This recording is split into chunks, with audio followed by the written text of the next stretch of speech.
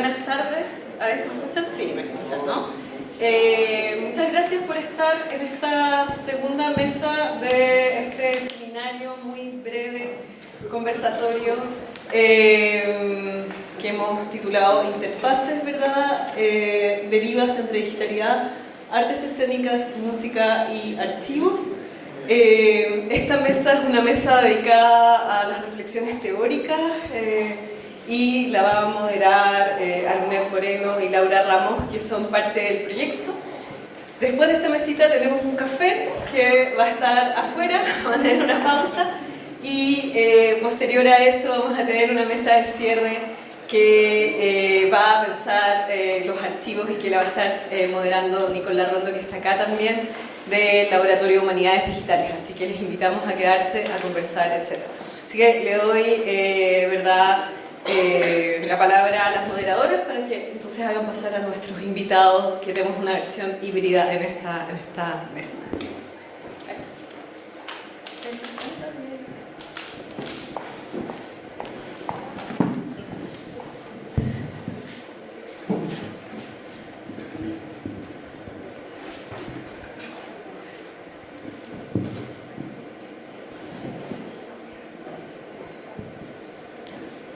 Bueno, les damos la bienvenida entonces, como decía Pía, a esta segunda mesa que tiene una perspectiva más teórica y que es titulada Pensar la técnica, perspectivas críticas y teorías en la escena contemporánea. Nos queríamos presentar nosotros también brevemente. Le doy el paso a Lunet.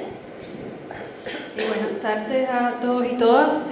Yo me llamo Lunet Moreno, soy recién doctora en literatura por la Pontificia Universidad Católica de Chile y formo parte de este proyecto Fondes dirigido por Pía como ayudante de investigación. Bueno, yo soy Laura Ramos, soy licenciada en Letras y actualmente me encuentro como tesista dentro del Fondesis en el Magíster de Gestión Documental, Archivística y Patrimonio de la UTEP. Bueno, una vez presentada, queríamos invitar a nuestros invitados de esta mesa. Vamos a tener una mesa híbrida, como decía Pía. Por lo tanto, vamos a tener de invitado a Maximiliano de la Puente, licenciado en Ciencias de la Comunicación, magíster en Comunicación y Cultura y doctor en Ciencias Sociales por la Facultad de Ciencias Sociales de la Universidad de Buenos Aires. Es investigador independiente del Consejo Nacional de Investigaciones Científicas y Técnicas, CONICET. También le damos la bienvenida a Wolfgang Bonkers, que se pueden sumar a la mesa también. Le hacemos ahí la invitación. Doctor en Literatura e Intermedialidad de la Universidad de Siegen en Alemania, profesor asociado y director de investigación y posgrado en la Facultad de Letras de la Universidad Católica.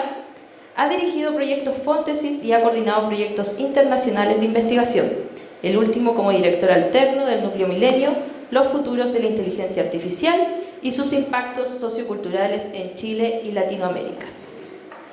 Sus principales líneas de trabajo son el impacto de los medios audiovisuales y digitales en la literatura y el campo cultural latinoamericano, artes y tecnologías, la relación entre archivos y memorias del siglo XX y XXI. Es autor de numerosos ensayos y estudios en estos campos y su última publicación es Poiesis espectral y Apofonía, del año 2025. Por último, le hacemos la invitación también a Alejandra Castillo, doctora en Filosofía, profesora titular del Departamento de Filosofía de la Universidad Metropolitana de Ciencias de la Educación. Sus últimas publicaciones son Antropoceno como fin de diseño y Artefactualidad de las imágenes, ambos del 2025. Bueno, ya se pudo conectar Maximiliano, así que les damos la bienvenida a esta mesa. No sé a quién le gustaría partir. ¿No se peleen? Ah.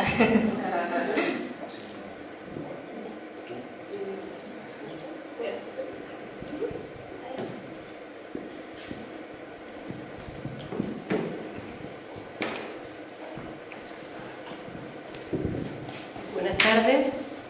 Bueno, agradezco la invitación a esta conversación.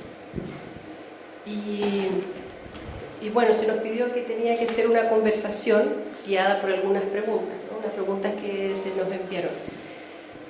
Y de esas preguntas, una de ellas está vinculada a mi trabajo en relación a las imágenes, en relación a la técnica.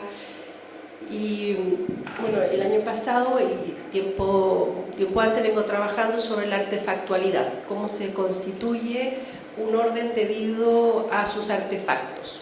Eso lo trabajo en un libro el año pasado que lo publiqué, que se titula La artefactualidad de las imágenes. Allí abordo lo siguiente, ¿no? Que toda época es una época artefactual. Como comienzos del siglo XX, tiene una artefactualidad hegemónica, una artefactualidad que viene a ser un orden técnico predominante, que tiene que ver principalmente con la letra, ¿no? Es la gran artefactualidad de comienzo de siglo es la letra. Hoy estamos en un momento de transformación de ese orden artefactual, que desplaza la letra, no la suprime del todo, pero sin embargo el orden artefactual técnico contemporáneo tiene que ver principalmente con las imágenes. Y por lo tanto nuestro régimen escópico tiene que ver con las imágenes y con los aparatos técnicos que constituyen ese orden visual. Pensemos, por ejemplo, el orden de pantallas. Las pantallas vienen a constituir el día a día de nuestra vida, y va constituyendo a su vez de manera inadvertida un archivo, ¿no? Un archivo cotidiano, y ese archivo cotidiano en un sentido es muy privado, es muy íntimo, de las huellas de lo que hacemos cada día, pero sin embargo al subir, ¿no?, en nuestras imágenes, nuestras impresiones a plataformas, eso que es tan íntimo, tan privado, se constituye de inmediato en un archivo global. Y por lo tanto, este orden artefactual contemporáneo pone en cuestión dos grandes esferas con las cuales se constituye el orden moderno, que es lo público y lo privado, ¿no? La esfera, el orden político moderno y la subjetividad que se constituye está descrita en esa gran distinción público y privado. Sin embargo, hoy esa gran distinción, debido a nuestra práctica, se empieza a transformar. No podemos señalar claramente esto es lo público, esto es lo privado. Y en ese sentido, nuestras prácticas también se ven alteradas por aquello, ¿no? Por ejemplo, el trabajo y todas las prácticas vinculadas a esa doble metáfora de lo público y lo privado. En ese sentido, hoy no podemos estar muy ciertos de dónde está cada uno de aquellos lugares. Y a su vez se constituye una esfera pública global. Esta esfera pública global que paradójicamente que se constituye con nuestros intereses, con nuestro deseo de visibilidad, que habría que ahí preguntarse sobre aquello, ¿no? Cómo la escena contemporánea se constituye en este orden de la búsqueda de la visibilidad y de la exposición a cada momento. En algún sentido, y se ha dicho así, la escena vinculada a estas imágenes y al orden artefactual de las pantallas pareciera ser una escena cada vez más vinculada a un orden pornográfico, no en el sentido de una erotización expuesta, sino en un orden de la búsqueda de la exposición sin ser visto, ¿no? Es en ese espacio de un secreto. Quiero verlo todo, lo quiero exponer todo, existen los dispositivos para aquello, pero sin embargo lo que hago es tratar de ocultar mi posición. Ese vínculo entre el sujeto, las imágenes y esa exposición que se sustrae tiene que ver más también con un orden pornográfico. Y quizás podríamos señalar que a cada época artefactual le es también consustancial un orden pornográfico. Y si lo miramos así y vemos las imágenes que constituyen el espacio de la cotidianidad, hoy nos damos cuenta que es muy aceptable, por ejemplo, o por lo menos lo vemos así en los medios, por ejemplo, plataformas como OnlyFans, donde allí hay una reelaboración del orden de la sexualidad y el orden de lo erótico. ¿no? Y hay así otras plataformas donde lo que vemos también es una transformación del orden de la cercanía, la distancia, la exposición y los modos en que entendemos el orden de la sexualidad. Y nuevamente ese orden de la sexualidad está narrado en una indistinción entre lo privado y lo público. Nuevamente allí no podemos hacer la distinción entre lo privado y lo público. Y por lo tanto también se empieza a transformar el orden de la subjetividad contemporánea. En ese sentido, esta transformación artefactual, debido a las imágenes y a su exposición, transforma cada una de las formas en las cuales se constituía el orden público moderno. Y en ese sentido, cabría preguntarse en qué orden, en qué régimen nos encontramos hoy, ¿no? Debido a las imágenes. ¿Tiene esta transformación que ver o no y cómo con la escena de las artes visuales, las artes escénicas, con el teatro? Sin duda, pareciera ser que el teatro es un arte que se describe por las imágenes, pero sin embargo en una posición doble. Por un lado es solo imagen, es cuerpo, es imagen, y por otro lado pareciera ser que esa imagen tiene un estatus distinto a estas imágenes que circulan en el espacio de las plataformas. Una respuesta podría ser es una imagen que describe una corpopolítica que se sustrae a la técnica, ¿no? Y por lo tanto está en una temporalidad distinta a la temporalidad vertiginosa de los artefactos técnicos del régimen escópico contemporáneo, ¿no? Y en ese sentido podría ser una imagen que se plantea de manera polémica y en resistencia a esa imagen que tiende a la obsolescencia, que es la imagen de los dispositivos, ¿no? Y esta imagen, la pensamos, ¿no? Se podría pensar así, la imagen de las artes escénicas la podríamos describir bajo la figura de una imagen escalar. Está la imagen omnipresente hoy, que es una imagen dominante, una imagen hegemónica, y por lo tanto reproduce el orden dominante, y podríamos decir, bueno, esa imagen es difícil pensar una posición crítica de esa imagen, de la imagen hegemónica. Pero si pensamos la imagen bajo esa descripción escalar, la pensamos en escalas. Hay una escala de la imagen que es absolutamente reproductora del orden dominante. Y es la imagen que habitualmente reproducimos en nuestros dispositivos personales, como la que se reproduce en las distintas plataformas. En ese contexto nos podríamos preguntar, bueno, y entonces no podemos hacer nada con las imágenes, ¿no? ¿Cómo resistimos al orden de la imagen cuando es ahí donde se está reproduciendo el orden dominante? Otra escala la podríamos pensar como una imagen que vincula cuerpo, presente, no el presente absoluto del capitalismo contemporáneo, es el presente absoluto que no tiene pasado y que no tiene futuro, sino es un presente que siempre se articula a un archivo que organiza y reorganiza un cuerpo, y en esas reorganizaciones del cuerpo, en esos archivos, instala, ¿no? una política diferencial y crítica en relación a la imagen omnipresente. Pensando en esa escala que nos organiza desde el orden hegemónico, creo que es posible pensar modos de alteración desde las imágenes, desde el cuerpo, y creo que las artes escénicas, las artes visuales son un lugar importante para ese cuestionamiento crítico de la imagen hoy. Eso. Gracias.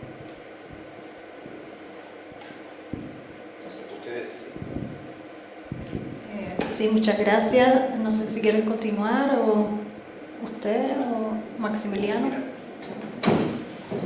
Maximiliano, ¿quieres tú o yo? Hola. Hola.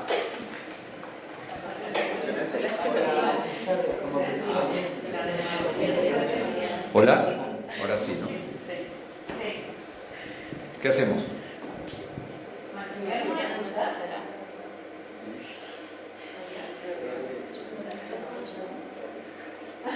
Está haciendo otra cosa. Como quieran, perdón. Ningún problema. No, estaba tomando notas de lo que comentaba. Pero pues, indistintamente, la verdad que como quieran. Si querés, Wolfgang, podés ir vos o voy yo. No sé. No hemos decidido todavía. Decían ustedes, son las moderadoras, ustedes tienen poder. Si quieren. ¿Yo? Ya. Maximiliano, decisión tomada. Bueno,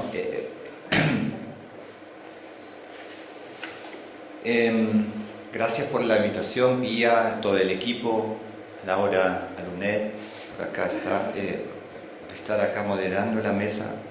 Gracias, Alejandra, por compartir, gracias a todos ustedes.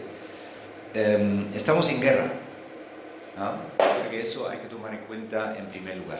Estamos en guerra. ¿Por qué digo eso? Porque hoy en día, aunque estemos muy lejos de Irán y de Estados Unidos y quizás de Europa, en primer lugar tenemos que pensar en las agencias planetarias, ¿no? Todo es planetario, no global, sino planetario.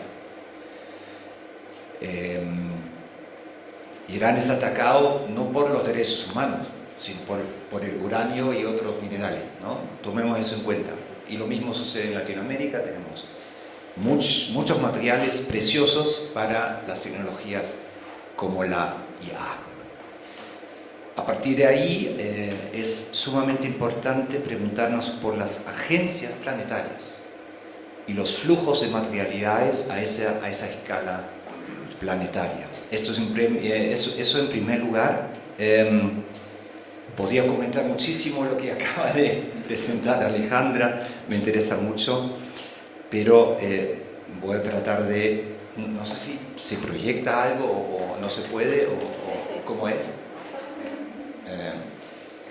No voy a hacer una ponencia, pero sí ensayar algo, ¿no? Ensayar algo sobre estos megaconceptos, ¿no? En primer lugar también decir que pensar la técnica siempre es repensar la técnica y sobre todo diferenciarla de las tecnologías, ¿no? La tecne, y quiero siempre enfatizar eso, volver a la tecne como un saber hacer y crear. Entonces la tecne es poiesis, ¿no? Es poiesis. Las tecnologías son otro capítulo, ¿no? Obviamente están súper vinculadas con la técnica, pero la técnica misma es algo que compartimos últimamente y eso es finalmente una de las tesis que defiendo con las máquinas, ¿no? Y por eso, no sé si podemos pasar, adhiero a esto, al manifiesto tecnopolítico de unos amigos y colegas de Argentina. Muy breve, estamos viviendo una transformación del mundo y las guerras son parte de esto, ¿no? Hay una vacilación de todas las certezas que tienen que ver con la aceleración y la mediación técnica, con justamente las interfaces, con todos los órdenes de la vida en esa crisis ambiental profunda, antropogénica que estamos viviendo. Entonces hay que inventar una nueva política, una nueva tecnopolítica. Y ahí quizás define un poco lo que dice Bernard Stiegler, ¿no? Pasemos a la próxima. Transparencia ahí. Yo voy a picar un par de cosas, obviamente no voy a presentar todo lo que está acá, es demasiado, pero bueno. Stiegler dice que hay que inventar y bifurcar y no resistir, ¿no? Él odia la palabra resistir, por ejemplo, Bernard Stiegler, y dice que no, hay que hacerse cargo de lo que está pasando y tratar de bifurcar y reinventar las cosas, ¿no? Y quizás la misma IA tan odiada, ¿no? Nos dé esa posibilidad. Y ahí quiero destacar en esa dinámica del sistema DAP, ¿no? Como dicen también otros colegas argentinos, datificación, algoritmización y plataformización, de esa digitalidad, ¿no? la IA es el último escalón de esta situación digital, pero ahí Katherine Hayes hace una muy buena propuesta, porque dice, más allá de que tenga conciencia o no, ahora ¿no? Está esa discusión, la IA tiene sobre todo que ver con percepciones y cogniciones. Y según Hayes, estas operaciones cognitivas son no conscientes, y también los seres humanos, ¿no? Procesamos todo el tiempo cogniciones no conscientes, y las máquinas procesan otros procesos no conscientes, ¿no? Otras operaciones no conscientes. Eso me ayudó mucho en todas las lecturas que he realizado sobre la IA en el marco de ese proyecto que mencionaron sobre la IA y sus impactos socioculturales. Entender qué está realmente sucediendo, digamos, ¿no? En esa interacción que estamos realizando con estas máquinas. Yo no hablaría de inteligencia artificial, sino de inteligencia maquínica quizás, ¿no? O cognición maquínica, ¿no? Me gusta mucho más eso que hablar de inteligencia, porque hay muchos seres humanos y no humanos que son muy inteligentes, incluso los mismos materiales, como dice Laura Tripaldi, ¿no? En Mentes Paralelas, muchas materialidades que también son inteligentes en este mundo. Bueno, ahí hay algunos conceptos como nooscopio de Pacinelli y Joller, ¿no? Que justamente enfocan la observación, es decir, la percepción que realizan las máquinas del mundo. De hecho, la primera máquina red neuronal inteligente, entre comillas, es el perceptrón, ¿no? Así se llama el Rosenblatt 1955. Bueno, eso tiene muchos antecedentes, como ven acá, muchas consecuencias también para lo que vendrá después del perceptrón, como esa primera red neuronal. Y pasamos a la siguiente. Solo también es un pequeño flash, ¿no? Sobre lo que vemos aquí. Es para mí uno de los mejores modelos para entender un poco lo que está pasando. Mucho tiene que ver con lo que acababa de exponer también Alejandra.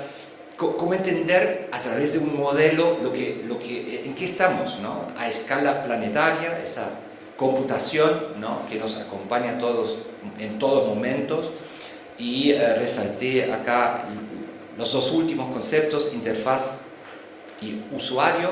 Me parece muy relevante pensar y repensar justamente a través de la técnica y la tecnología esos puntos y zonas de contacto entre los usuarios que no son solo humanos y el stack, ¿no? Como dice Bratton, es decir, estamos hablando de pantallas, que recién mencionó Alejandra también, las pantallas táctiles, las plataformas, las redes sociales, etc., ¿no?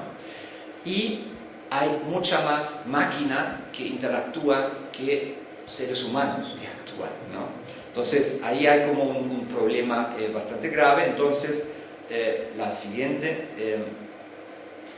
entender la IA como metatecnología, mundo ambiente y técnica cultural. Yo le pregunté a Claude, por favor no use más ChatGPT, por favor, Claude, pero no ChatGPT. Ese prompt, Demis Hassabis, seguramente lo conocen, desarrollador de Google DeepMind, dice que todo en este mundo es computable. Él lo dijo hace muy poco, ¿no? Encuentra argumentos a favor y en contra de esta afirmación y me arroja esto, ¿no? Claude, muy organizado, ¿no? Es muy bueno Claude, ¿no? La verdad. Bueno, entonces dice lo que hay ahí, ¿no? O sea, no voy a profundizar ahora, no hay tiempo, ¿no? Pero lo interesante es que sí hay argumentos en contra, ¿no? Y creo que es la pregunta fundamental hoy en día. Es todo, dice, todo en el universo es computable, ¿sí o no? O sea, creo que hay una cuestión muy, muy interesante. Y un argumento en contra es justamente la complejidad frente a la computabilidad. Y eso es un tema que a mí me parece muy interesante, y ahí vuelvo a la mesa anterior. Creo que justamente una obra como la de Angelo o los proyectos de Valentina y Camila indican una exploración artística escénica, ¿no? Sobre esas cuestiones, la complejidad frente a la computabilidad. Eso es lo que tenemos que ensayar todo el tiempo y explorar. Siguiente. Claude me mandó también ese link. No podemos simular mundos abiertos. ¿no? Porque la inteligencia artificial simula, ¿no?, realidades. Entonces, mundos abiertos no los podemos simular. Y los seres humanos parecen navegar la novedad mediante algo distinto a la búsqueda, ¿no? Hay algo que opera en otros planos que no son tecnológicos, digamos, ¿no? Y creo que ahí está la escena, el pensamiento, pero también la escena teatral, para explorar justamente esos lugares no computables, ¿no?, en tensión con las computabilidades, ¿no? Y acá hay algo interesante que quiero destacar, el lenguaje, ¿no? El lenguaje que se ha transformado en una interfaz entre humano y máquina, porque entregamos, eso es una de mis hipótesis en el libro Poiesis Espectral, entregamos nuestro lenguaje, nuestro, entre comillas, ¿no?, quizás no sea nuestro, eso es otro tema, ¿no? Pero bueno, entregamos una capa de lenguajes a las máquinas y ellas están haciendo lo que quieran con eso, lo que quieran. Entonces ese lenguaje se está convirtiendo en una interfaz muy ambigua, ¿no?, entre ser humano y máquina. Y claro, hay un gran dilema, estamos usando permanentemente las tecnologías del norte, entrópicas y corporativas, ¿no?, en Latinoamérica, pero eso no lo veo tan negativo, incluso nos da un acercamiento diferente, ¿no? En la ciencia ficción, por ejemplo, ¿no?, se escriben muy buenas novelas y cuentos de ciencia ficción, ¿no? Eso es interesante, desde acá, desde Latinoamérica. La próxima voy a saltar un poco. Ahí está lo que ya dije, ¿no?, la técnica como un saber hacer crear, como poiesis. Y acá hay algunas indicaciones, ¿no? El arte y la tecnología siempre comparten el mundo, dice Claudia Cosa, ¿no?, otra colega y amiga de Argentina, puesto que ambos pueden entenderse como regímenes de experimentación de lo sensible y potencias de creación, ¿no? Y ahí hay algunas posibilidades, y creo que las obras que ya comentamos esta mañana pertenecen a ese grupo de obras que ensayan, ¿no?, bifurcaciones negentrópicas, ¿no?, como dice Stigler. Termino muy pronto, pero brevemente la siguiente interfaz, ¿no?, porque es el concepto principal, ¿no?, de este encuentro. Es muy complejo, este concepto de la interfaz. Mediación, conexión, interacción, traducción, ecosistema, ¿no? Todo eso está, y le pregunté también a Claude cómo problematizar el concepto de interfaz a partir de su historia, su filosofía y sus usos en el lenguaje, ¿no? Y me arroja esto. Obviamente eso no es lo único, luego hay explicaciones mucho más profundo, ¿no?, lo que me arroja, no solo ese diagrama, pero ahí hay varias indicaciones, ¿no?, muy interesantes, ¿no? Bueno, saltamos a la próxima. Ese es mi último comentario, ya me pasé de tiempo. Muy breve. Eso suscita algo que me parece muy importante destacar: los archivos y archivos, ¿no?, que son espectrales. Eso es un poco mi tesis, ¿no? Me apoyo en estos autores, Sven Spiegel, Wolfgang Ernst, Arjun Appadurai, ¿no?, que destacan una heterogeneidad de los archivos, incluso la performatividad de los archivos. Ernst habla del sistema cibernético, ¿no?, que ahora es el archivo, ¿no? Entonces ahí hay como, está todo en movimiento, el archivo y el archivo como conceptos están en movimiento. Y pasemos a la última. Ahí algunas indicaciones. Yo creo que hay una espectralidad de los archivos digitales y generados por IA, son datos y patrones, ¿no? Y ahí está la apofenia, ¿no? Pero bueno, no voy a empezar a hablar de esto. Nosotros, ¿cómo nos encontramos con estos datos y patrones espectrales, ¿no? Eso es mi pregunta de investigación. Entonces, claro, mi pregunta ahí abajo es: ¿qué existencias espectrales y artificiales pueden observarse en reconfiguraciones de la poiesis maquínica en tensión con la poiesis humana, ¿no? Esto es un poco lo que me pregunto. Y si brevemente, 1 segundo o 2 segundos, los ejemplos. Solo no voy a comentarlos. Hay 3 más. Hay 3, esos, por ejemplo, Klingemann, ¿no? ¿Qué hacemos con esas imágenes? Retomar un poco lo que acaba de exponer Alejandra, ¿no? ¿Qué hacemos con esas imágenes? Y el siguiente, ¿qué ¿qué hacemos con estas? De Trevor Paglen, que dice, sacó un libro ahora recién, muy importante ese artista. Las imágenes post-IA hay que repensarlas completamente. Son otro tipo de imágenes, lo sintético, ¿no? Lo sintético. Y lo último, y con eso terminamos, Sofía Crespo hace muy interesantes ejercicios con esa creación de imágenes que ella llama zoológico neural, ¿no? O sea, como ahí reconocemos, no reconocemos patrones, ¿no? Porque vemos esas imágenes, obviamente reconocemos algo, son patrones, pero hay un feedback loop, como ella dice, ¿no? Una retroalimentación entre lo biológico, lo digital, lo artificial. No sabemos exactamente dónde estamos con esa percepción, ¿no? Y obviamente con la cognición. Eso, muchas gracias.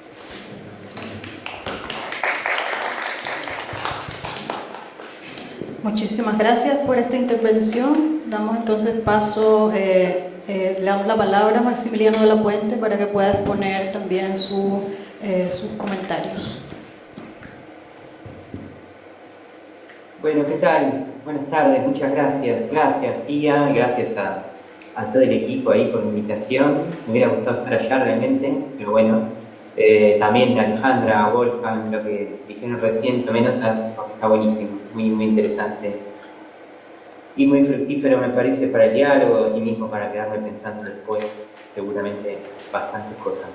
Iba a exponer algo, pero prefiero prescindir de la exposición e ir a como algunas más consideraciones, que de paso agradezco mucho las preguntas que mandaron desde la coordinación, porque también, bueno, esto me permitían como seguir pensando, seguir indagando, activar la curiosidad y eso está buenísimo. Entonces, tenía una presentación de una obra que se llama La Memoria Futura, que es como, cuento igual brevemente, y igual si bien después la comparto, no tengo ningún problema, quiero decir, fuera de este encuentro, la pongo circular, cero problema con eso, porque es una especie de avance de un capítulo que va a salir ahora en un libro que trabaja en los archivos en el arte.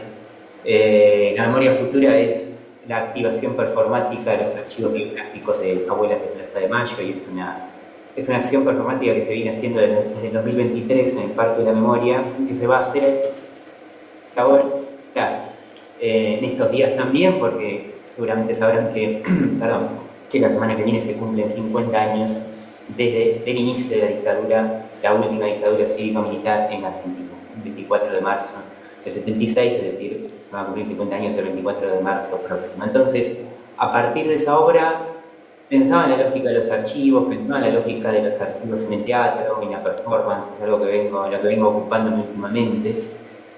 Y era muy claro, por ejemplo, que en este tipo de obras, como La Memoria Futura u otras similares, lo que impulsa, me quedaba con esta pregunta, ¿no?, entre las varias que planteaban, lo que impulsa el deseo de archivar la escena, ¿no?, en este caso era como muy claro, hay como un objetivo de trascender como un cierto carácter endogámico de la escena, un cierto carácter endogámico del teatro, al menos en Argentina, en Buenos Aires, de construir una comunicación pública, de llegar a un público más amplio, el público quizás interesado por la dictadura, el público militante, que también, bueno, ¿no?, eso es algo que se ve ahora como un problema en Argentina en relación a, obviamente también como saben, el triunfo y ya los 2 primeros años de gobierno de Javier Milei, ¿no?, un gobierno no solo negacionista de los crímenes del terrorismo de Estado, sino también directamente reivindicador de la dictadura.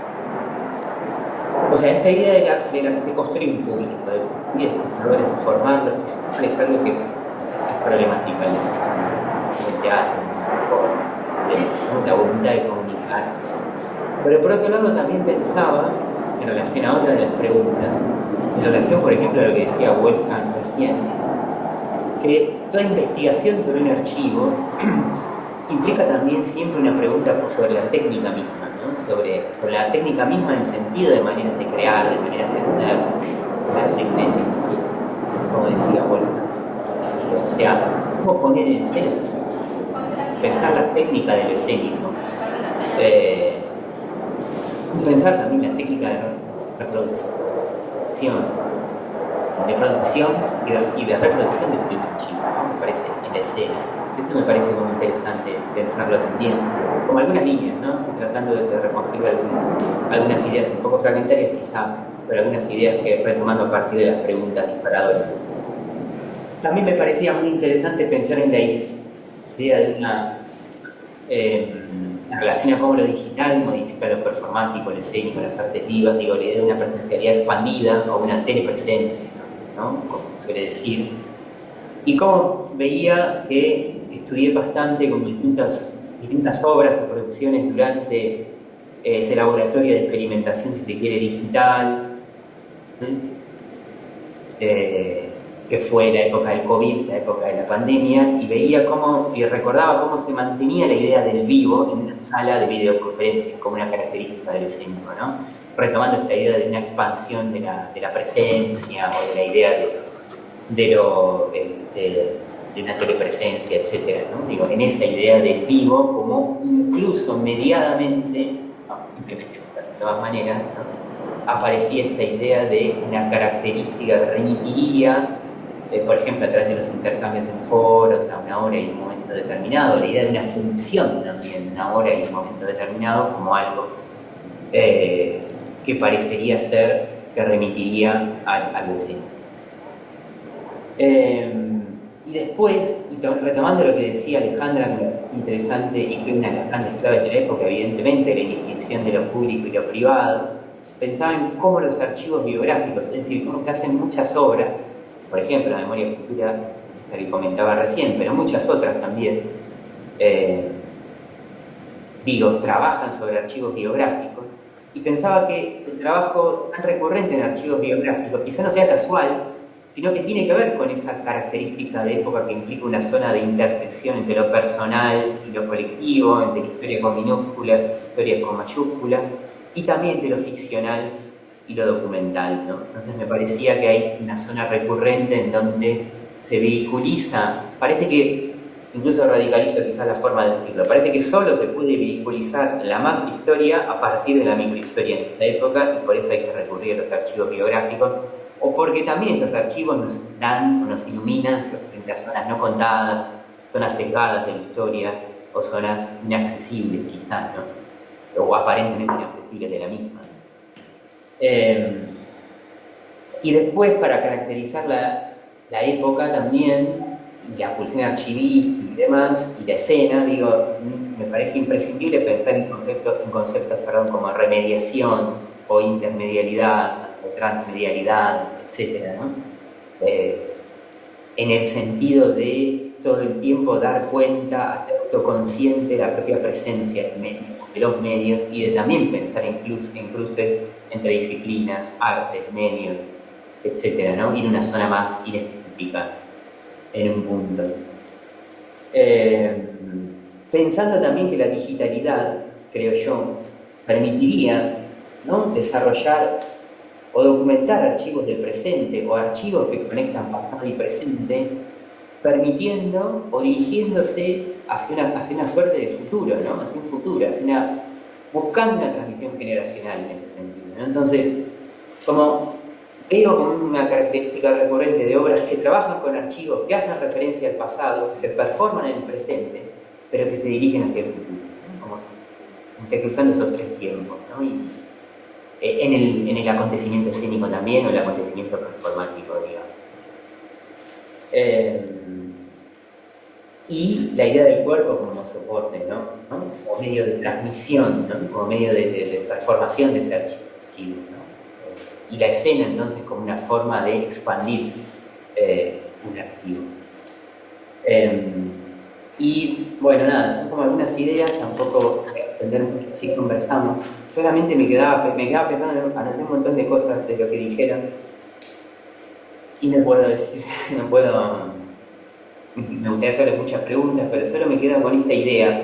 Me preguntaba yo, y quizá también lo pregunto y nos pregunto si quieren, cuando me parecía interesante lo que decía Wolfgang antes, en el sentido de como que la IA no puede simular, entendía yo, igual me puedes corregir, aunque entendí mal, pero no, esta idea de que la IA no podría simular mundos abiertos, no podemos simular mundos abiertos, ¿no?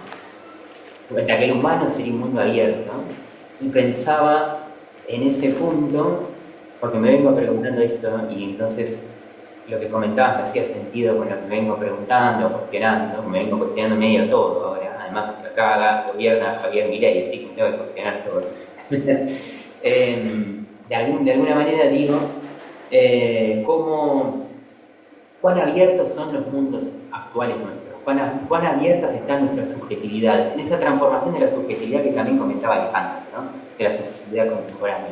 Cuán preformadas, no performadas, o si se quiere también, pero sobre todo preformadas están por la propia IA, incluso también, ¿no? Leía el otro día una nota que aparecía a partir, creo, de un trabajo de investigación, lo estoy diciendo muy así nomás, y capaz lo estoy diciendo mal, pero digo, esta idea de que en realidad las IA vienen, de alguna manera, diseñando nuestro pensamiento, preformateándolo, entonces, ¿no estarán cerrando nuestros mundos también en ese sentido? Me pregunto, ese lugar.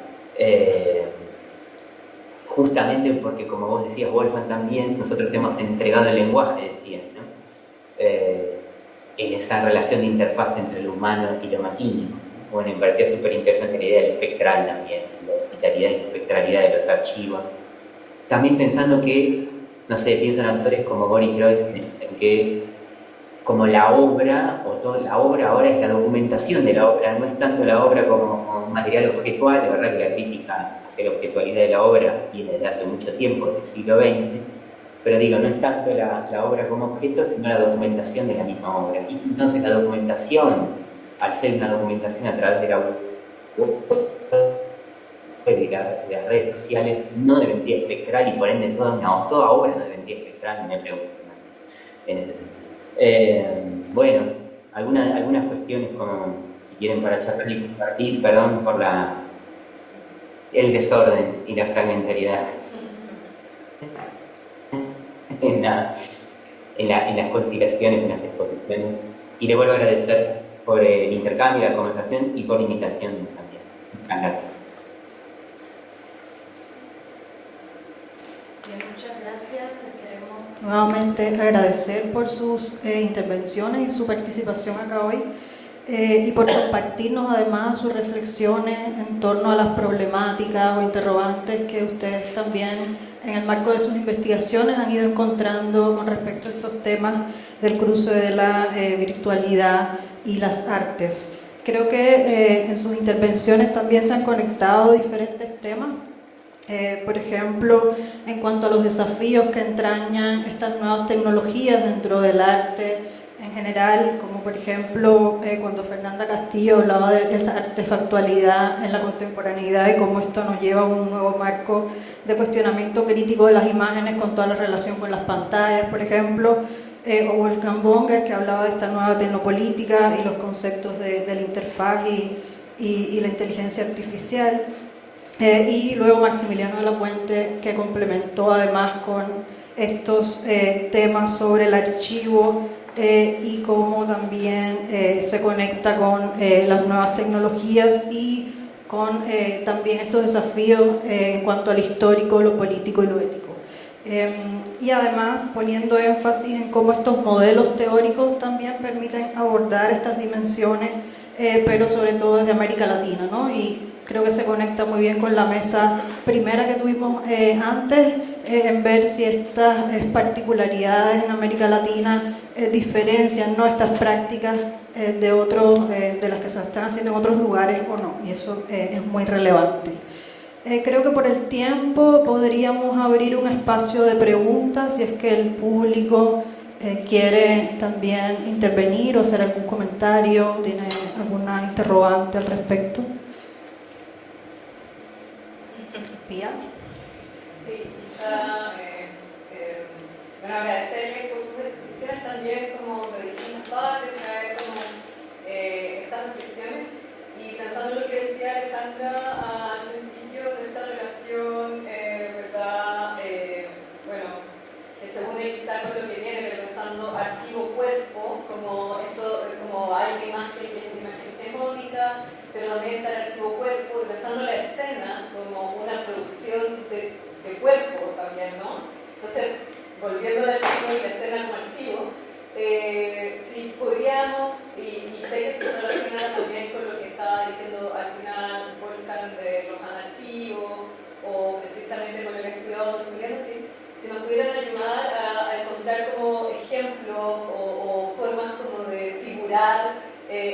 esa relación teórica, como ayudarnos a profundizar, como para ir incorporándola más allá de la cita, ¿no? Como que poética, aterrizándola, haciéndola propia. Un poco ayudarles a pedirles que nos ayuden a entenderla mejor.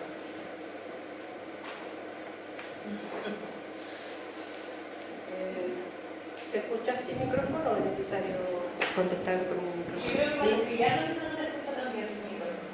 Sí. ¿Cómo pensar esa relación entre cuerpo y archivo? Creo que, bueno, una primera cuestión tiene que ver con el tiempo y la temporalidad. La temporalidad de la imagen digital, de la inteligencia artificial, es una que nos excede, es una que no organiza experiencia. Cada vez que preguntamos a la inteligencia artificial tenemos una respuesta más o menos acertada, pero sin embargo el tiempo de la experiencia es completamente distinto al que estamos habituadas cuando realizamos algo, cuando aprendemos algo. Es un tiempo, y ese tiempo de alguna manera va organizándose en el cuerpo. Es el cuerpo que va organizando esa temporalidad que no es instantánea. Nos encontramos con una temporalidad que es radicalmente distinta, que pone en cuestión esa experiencia. Por lo tanto, creo, cuando pensamos ese vínculo entre corporalidad y archivo, también estamos asumiendo de manera contrahegemónica otra temporalidad, una temporalidad que resiste a esa rapidez, ¿no? Es una temporalidad que implica una demora. Entonces, creo, ¿no? En primer lugar, lo pensaría así, como el problema de la temporalidad y la necesidad de instalar ese archivo en esa demora, ¿no? Un tiempo que no busca esa aceleración, no busca ser un tiempo acelerado. En el sentido de que lo que se intenta, bueno, lo que yo busco también en mi trabajo es que ese cuerpo, esa corpopolítica, ponga en evidencia no solamente otro archivo, ¿no? Como podríamos pensar, sino que otro orden sensible. Como señalaba Wolfram al comienzo, estamos en una escena de guerra y lo estamos hace un tiempo, ahora se ha acelerado también esa escena de guerra. Y por lo tanto esa demora en el archivo también va en esa dirección, ¿no? En la dirección de establecer o buscar los modos de establecer otro orden sensible. Sí, es posible, no lo sabemos, pero es un poco el intento. En esa demora, entre el vínculo entre cuerpo y archivo, podemos pensar, y eso se ha trabajado desde el espacio de la performance y el teatro, si ese tiempo del archivo es uno que, y el cuerpo es uno que se va a describir desde un presente o desde el orden de su reiteración. Es un presente que se organiza, por ejemplo, en aquí y ahora. Por ejemplo, si vemos una obra de teatro, si presenciamos una performance, su sentido está allí, en ese aquí y ahora, que nos afecta en un momento, o está en su reiteración. Cuando a mí me parece que el momento de la reiteración no es un momento parasitario, sino que es un momento que abre posibilidades de alteración a ese aquí y ahora. Y esa reiteración implica un orden artefactual, implica la fotografía, implica el video, implica un orden multimedial.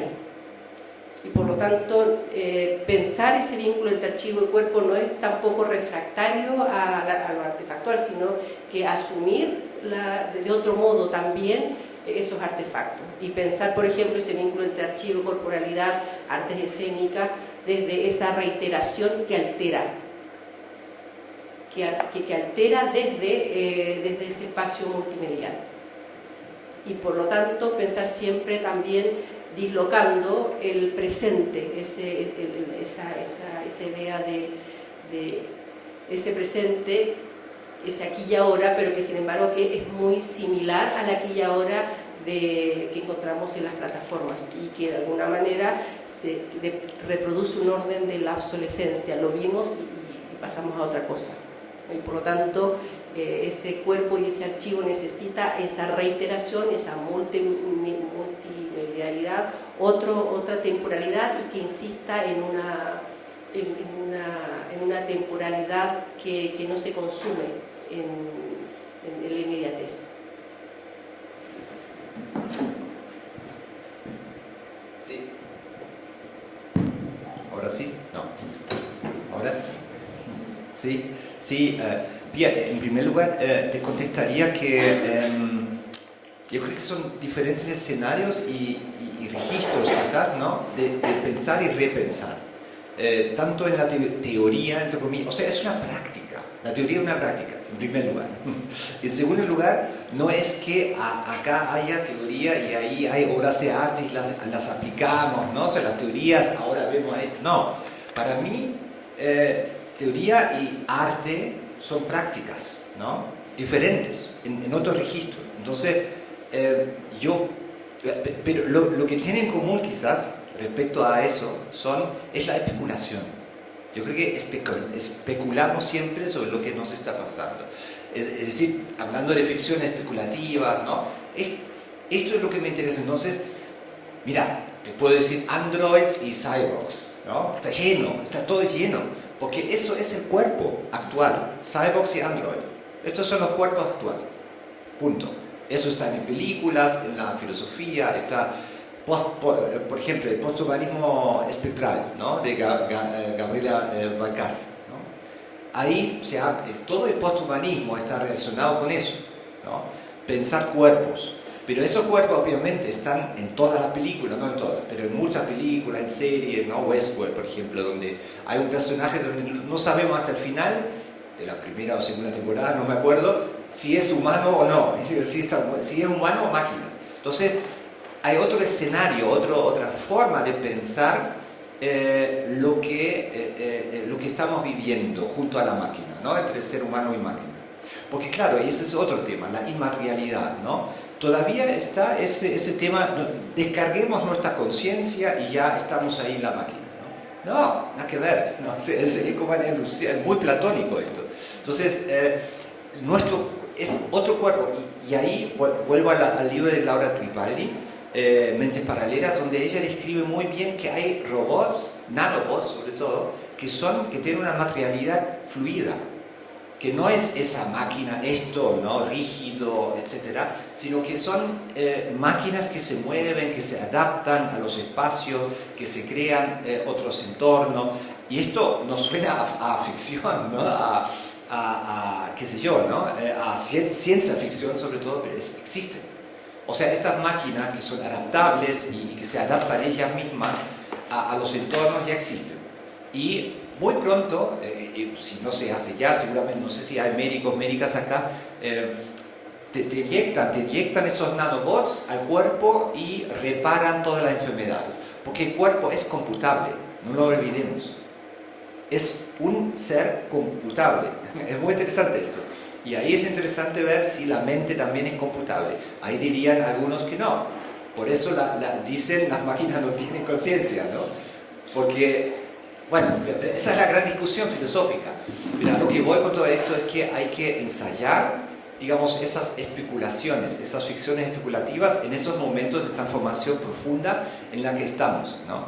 Por eso, vuelvo a ese punto, no es que nosotros estemos teorizando ahí abstractamente y ahí está el arte, no. Estamos todos en el mismo barco. Estamos tratando de entender algo y ensayar algo, explorar algo con diferentes medios, por supuesto, ¿no? Y interfaces.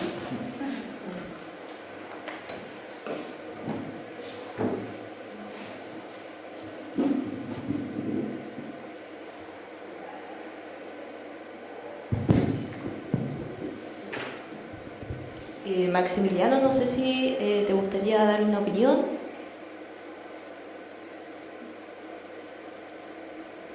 Me quedé pensando, ¿no?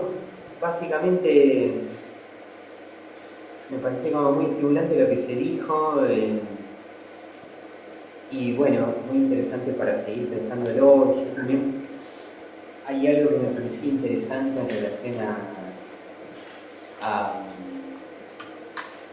la algoritmización, vamos a decirlo así, o la plataformización, ¿no? de este momento, de esta época, que es algo que se habló en algún momento. No sé si lo dijo Alejandra, no sé, pero me parece que ahí hay algo que es interesante porque creo que plantea un desafío fuerte en el campo artístico, pero en el campo social también, ¿no? El campo político. Pensaba en eso, pensaba también cuando se hablaba de la cuestión de la guerra, pero la guerra como una guerra mediada, ¿no? Totalmente mediada, quiero decir, una guerra que no es la Primera Guerra Mundial, obviamente, quiero decir, ya la Segunda Guerra Mundial fue una guerra mediada, en el sentido de que no fue una guerra de trincheras como la primera, no fue una guerra cuerpo a cuerpo, sino que hoy es una guerra de drones, etcétera, ¿no? Es una guerra absolutamente mediada, y obviamente igual hay cuerpos que son destrozados, igual, en ese punto.